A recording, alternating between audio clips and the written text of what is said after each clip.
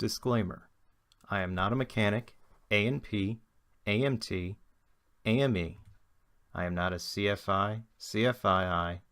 I think you get the point. If you have any questions, concerns, etc., seek the advice of experts. I'm a private pilot who owns a plane and is trying to give back to the aviation community by sharing my own experience in aircraft ownership.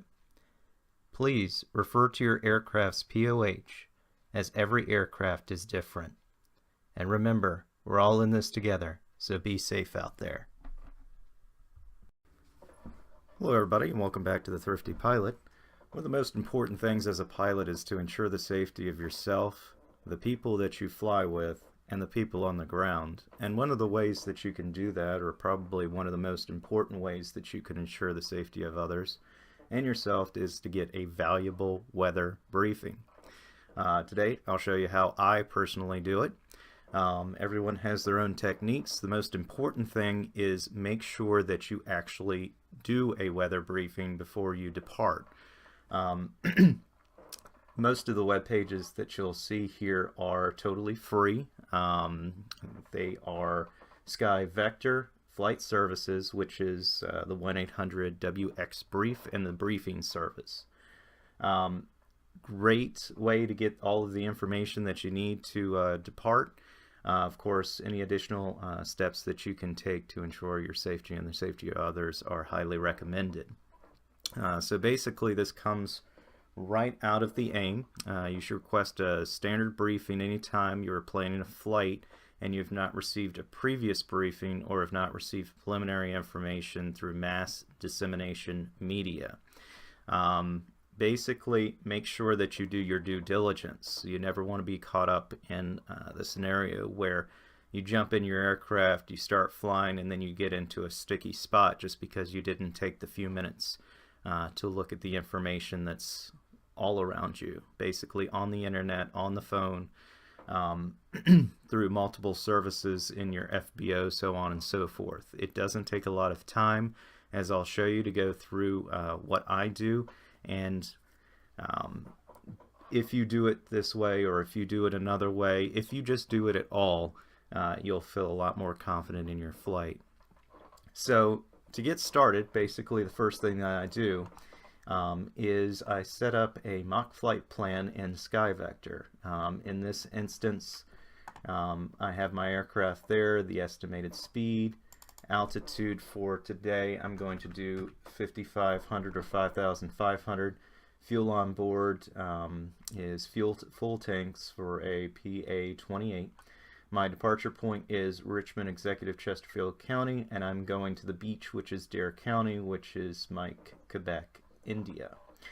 Don't have to fill in the information because this is just going to give me a wide scope of what this looks like. I always put the filter on so I can see the reporting stations here along my route. A lot of hang-ups for people are they look at the area in a zoomed view. Don't do that. It looks nice and cheery all the way down. However, if you slide back with your mouse there, you can get a better picture of what's going on around us. And aside from that MVFR area down here, it looks pretty good. That's kind of hanging around the mountains. This gives you a good general view of what's going on. Now, if all of these reporting stations were showing red or purple, then you know you may have an issue and you might just want to squash the flight for the intended time. Now notice that this is real time. This is what's happening right now. This is not a forecasted view.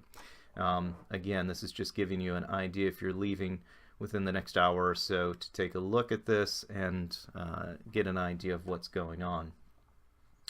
Now, if you have access to a paid service such as ForeFlight Web, this will give you radar. This is not a must. This is just kind of an added layer of protection. Another thing that you can do is just literally go on a weather reporting like Weather Underground that gives you active radar.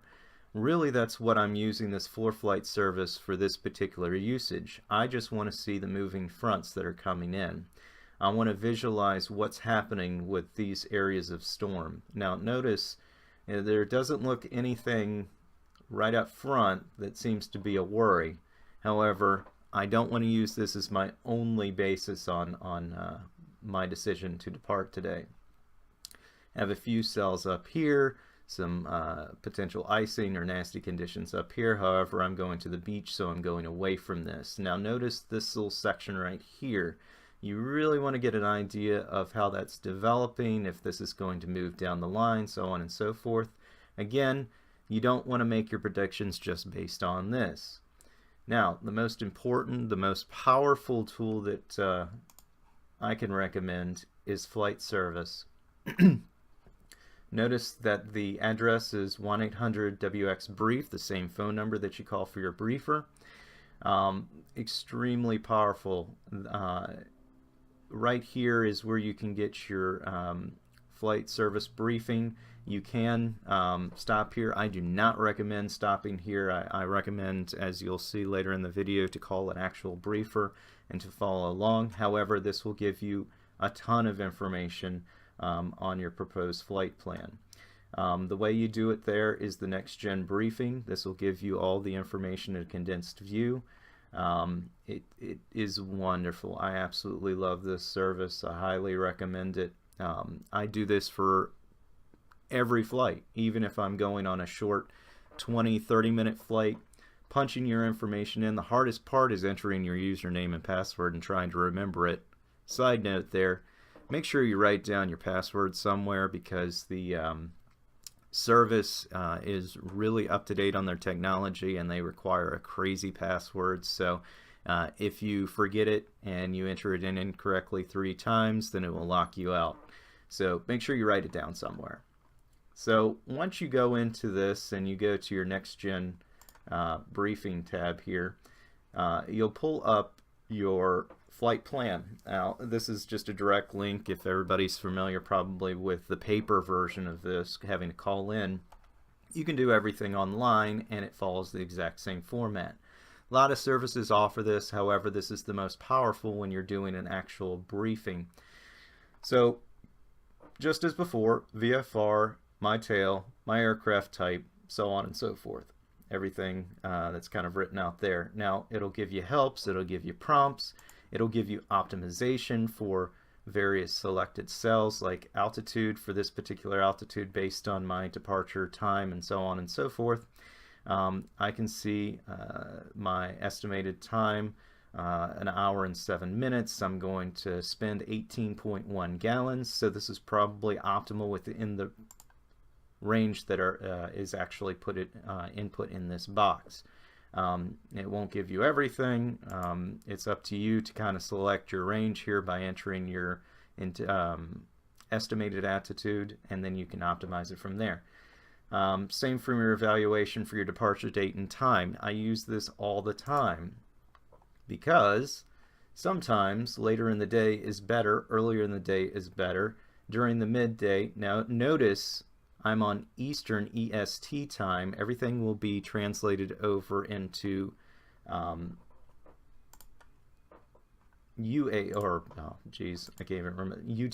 sorry, Universal Time when you talk to the briefer. So when you hit your evaluate button, make sure you just kind of keep that in mind. You're working on Eastern time or whatever time zone that you select. So 1300 today, if I decide to jump in my plane and go out, I'm looking at VFR conditions throughout my flight. Notice my departure KFCI through Mike, Quebec, India is all looking good, and this is based on the reporting stations. So it gives my information here, my pilot, my departure airport has the information there, all the good stuff that you might have. Now, I won't go into actually filing. This video is pretty much set up just to give you an overview of how I look at my briefing. So I won't file, but if I hit standard brief, it'll take all of this information and I'll put it in a nice little package for me. Your briefing is being generated. Continue. Next time I will allow the pop-ups to actually generate, and this is my view. This is a condensed view of everything that I really need to take a look at, or at least what they suggest I take a look at, so I have a good idea of what I'm going to run into. it will give me my adverse conditions, so on and so forth. I won't read through all of them. When something pops up here, notice the little yellow ball there, then that's an indication that something is actually there. Segments haven't been generated, convected segments, so on and so forth. So nothing, the little ball is there, which means nothing is actually generated for that part. Synopsis will give you a brief overview, so on and so forth. I really concentrate on all of the buttons. Believe it or not, yes, I do click all the buttons that are generated.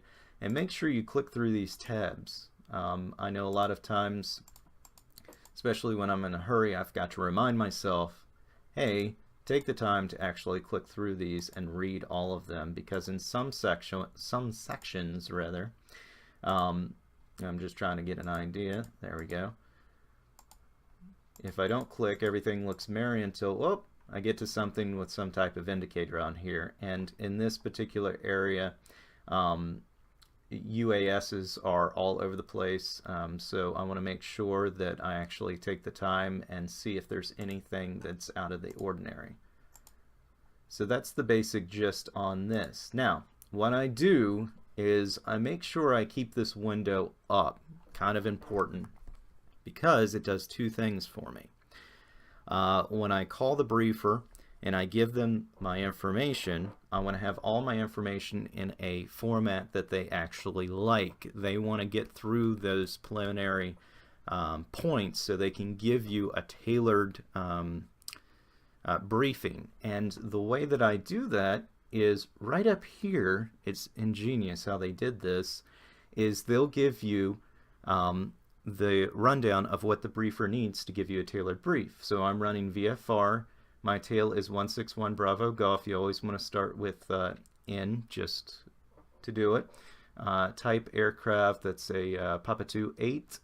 My departure position, or my departure airport, is Fox Charlie India.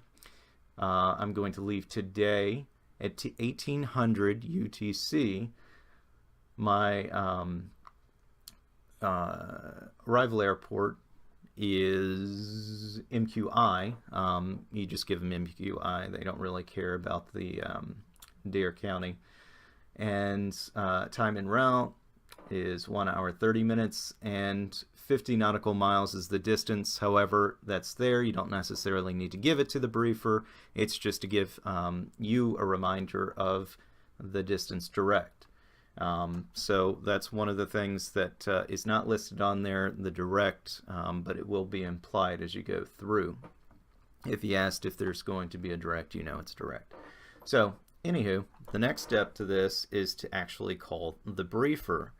Briefers are out there to help you. I've never met a briefer, I've never talked to a briefer that will get frustrated, will not accept questions, will not be there for you if you have any concerns.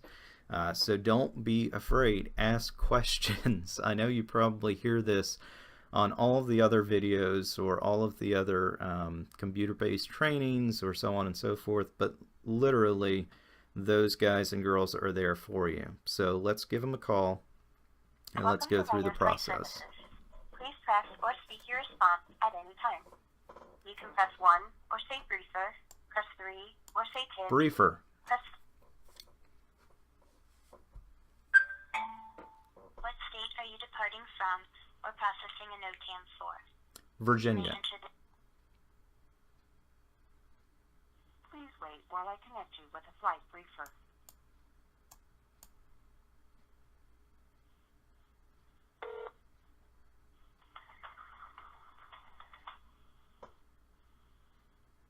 Flight service, good morning. I've got a pilot profile up here for James Wilson, is that correct? You got it. What can I do for you, James? Morning, sir. I am looking for a standard brief. I am running VFR. My tail is November 161 Bravo Golf. Type is a... 28, right? Yep, okay. You got it. Sorry, go ahead. No, it's all good. Departure airport is Fox Charlie India. I'm departing today. Estimated time in UTC is 1800. My cruise is 5500. I'm going to be arriving at Mike, Quebec, India. Time en route, 1 hour and 30 minutes, and I'm flying direct. All right. Awesome. Let's see here. Yeah, I don't even have any air mets out there for you. It's high pressure down limit still in the area, just centered right off to the east there off the coast. There is icing to the north. Let me see. I'll give it to you anyway, just in case it's within 25. It's moderate icing between freezing level and 18,000 feet. Freezing level 6 to 10,000 feet, continuing all day through 21, ending after that by 0 Zulu. It's not going to be a factor for you. There's no precip in the area, and clear skies the whole way, but it's close enough. I just, CYA. I hear it. Otherwise, not much going on. No TFRs or restricted areas. Current weather out of FCI. Richmond Exec automated 220 at 5 knots for the wind. 10 miles visibility. Sky clear below 12,000. Temperature 7. Dew point -9. And altimeter 3053. Destination weather, MQI. Pretty nice there as well. Automated report, wind 220 at 7. Again, 10 miles of viz and clear below 12,000. Temperature 14, dew point 6, and altimeter 3054. Very similar weather the whole way down there. Nobody reporting anything lower than 11,000 feet, and that's NGU at few clouds at 11,000, so it looks good. No pilot reports out there, but if you happen to see anything, we appreciate pilot reports. Of course. Your area forecast, let's see, out of Virginia. Well, they got it broken up all kinds of crazy today.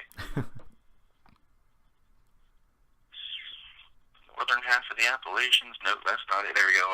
We're looking broken to 10,000, tops at 220, and then until 16 Zulu, isolated light rain showers in the northern third.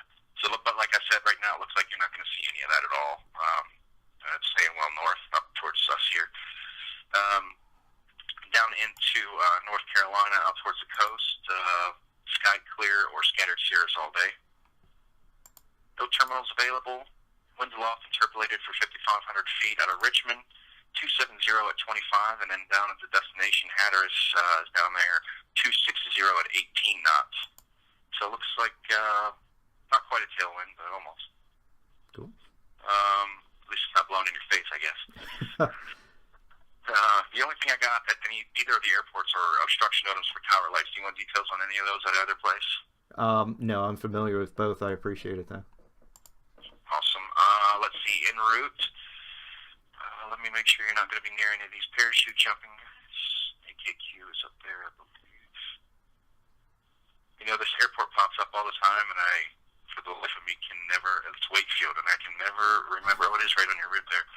I remember AKQ, but I can never remember that that's Wakefield. So Wakefield does have, let's see, 11.9 northeast. It's an unmanned aircraft. It's only up to 1,200 feet, but it's within 5,000.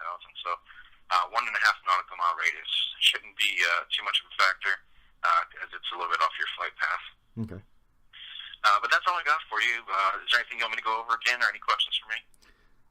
No, I think I'm going to take flight following down, so if I see any jumpers in the way, I'll probably be alerted, but I'll keep an eye open. But, no, I appreciate it. It's a nice day out, too, so just definitely want to watch out. But like I said, they're 12 miles northeast of AKQ, and AKQ is right centered on your route, so they're going to be 12 miles northeast of your route. Yeah. So unless you're vectored around, but that's going to be ATC, and I'm sure they already know about it, so. Cool deal. Well, sounds good. I really appreciate it. Thank you for your time and your service. Hey, no problem. Thanks a lot, man, for calling, and we'll talk to you again soon. Have a good one. So as you can see, I have gone through and I have looked at my sky vector planning. I've added the extra layer of the four-flight web. I have entered in my information and gone through the flight service, and I have called the briefer. Through this explanation, so far the total of this video has been 18 minutes. So 18 minutes will give you an incredible view of what's going on with current weather conditions, what's up there with you, what you need to avoid, what you need to do, if you need to delay your departure, or if you need to do anything in particular. I have a much better idea of what's going on between my airport and my intended airport. So guys, hopefully this will help you out. Hopefully it'll give you an idea. Briefers are there to help you. Don't be afraid of them. I know initially when I started flying way back in the day, I didn't know what half of that information meant. And the best thing that you can do is just be humble. With anything that has to do with aviation, if you're not learning something every time you're going up, you need to step away. So guys, I appreciate it. Be safe up there. We're all in this together. Have a great one.